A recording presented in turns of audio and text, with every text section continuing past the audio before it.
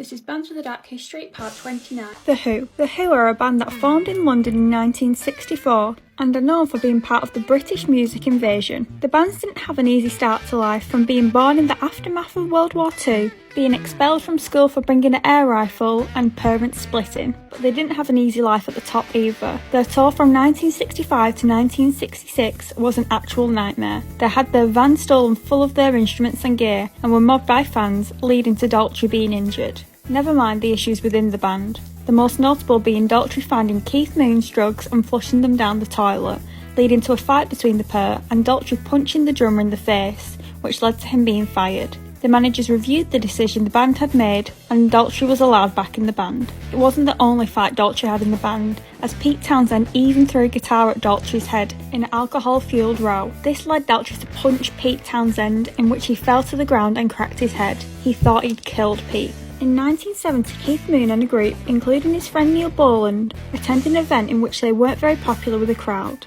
They left the venue, but locals were throwing rocks and taunting them as they were trying to leave. Moon took over the wheel and Boland ended up outside the car and was caught underneath the vehicle and was dragged by the moving car. Boland died at hospital not long after, and Moon was charged for drunk driving, driving without a licence and insurance.